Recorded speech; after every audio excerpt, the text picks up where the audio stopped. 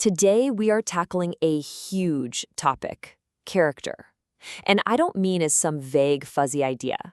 We're going to talk about it as a practical, teachable skill, something anyone can build if you have the right tools. So, let's get right into it. Here's the big question, right?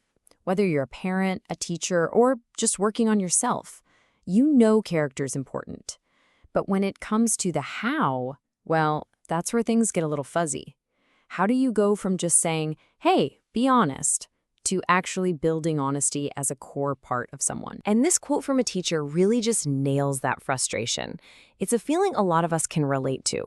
You repeat the virtues, be kind, be responsible, work hard, and it just feels like it goes in one ear and out the other.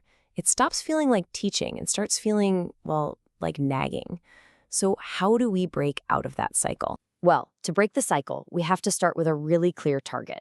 Before we can get to the how-to, we have to lock in what we're actually aiming for. So let's start by defining what we mean by character. Okay, so the core idea here really boils down to two key words: inner motivation. It's not about doing the right thing because you'll get a reward or because you're afraid of getting in trouble.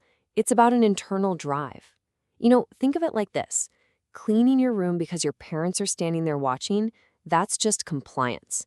Cleaning your room because you actually value order, even when no one else is home, now that is character. So what does this true character actually look like out in the wild? Well, there are 4 key hallmarks. First, it's consistent. You don't have one set of values for work and a totally different one for home. It's also spontaneous. Kindness becomes a reflex, not some calculated act. Third, it's persistent. This is a pattern, not just a one-time good deed you do for show. And finally, it's about progression, accepting that you're always a work in progress. You're always getting better. And to make this even more concrete, we can group character traits into 5 main categories. You've got things like self-management, which is all about diligence and self-control. Then there's responsibility, which is really about being reliable. The goal here isn't to max out just one slice of this pie, but to build a really well-rounded person. All right, so we've got our definition, we've got our categories, we know what we're trying to build. Now for the exciting part, the actual tools. This is the practical step-by-step guide for turning these ideas into reality. So here it is, a simple but really powerful 4-step method. You start by observing the moment, just noticing, hey, here's a chance to be patient. Then you express the trait. You actually take that deep breath instead of snapping. The next step is absolutely crucial. You have to repeat it over and over, turning it into your go-to response. And if you do that enough, you internalize it. The action shifts from being a really difficult choice to just an automatic habit. Let's make this super real with an example. Take self-control. A great little technique is the 10-second rule. When you feel that impulse to lash out or maybe grab that cookie right before dinner, just pause. Count to 10. It is amazing how that tiny little gap gives your brain just enough space to make a better choice. That is a perfect, practical way to express the trait of self-control. And this is where you see the real power of character, because it literally changes your internal monologue. Think about perseverance. Without it, that little voice in your head says, "Oh, this is too hard, I quit."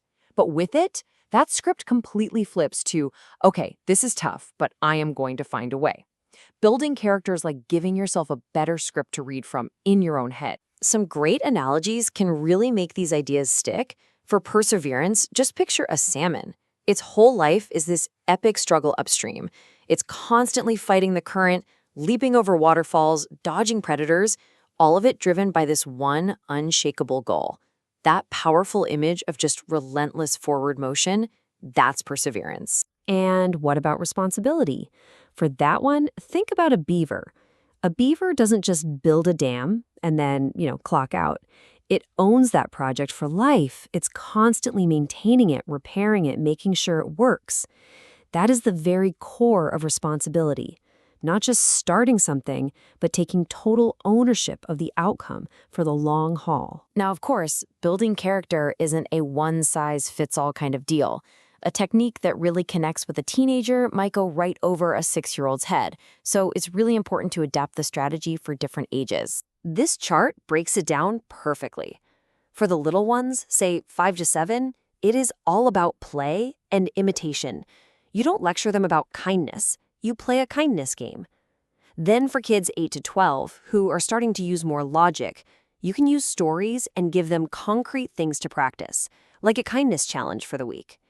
And for teenagers, it's all about reflection and discussion, helping them analyze choices, maybe by talking about a character in a movie they just saw. So you've got the definition, you've got the tools, you have the age-specific strategies. The final and maybe most important piece of the puzzle is sustainability. How do you weave these things into the rhythm of daily life so they become permanent, not just some temporary project you forget about in a week? The key is to build super simple routines. Here are 3 powerful ones. You could start the day with a morning intention. Okay, today my focus is going to be on patience. Use mealtime to share one example of a character trait you saw in someone else or that you did yourself. And then end the day with a quick bedtime reflection. On a scale of 1 to 10, how did I do with patience today? It's these small, consistent actions that turn an idea into an identity. As we wrap up, I think this is so important to remember. Character isn't a task you just complete and then check off a list. It's not a finished product. It's more like a masterpiece that you work on for your entire life, adding a brushstroke here, refining a little detail there.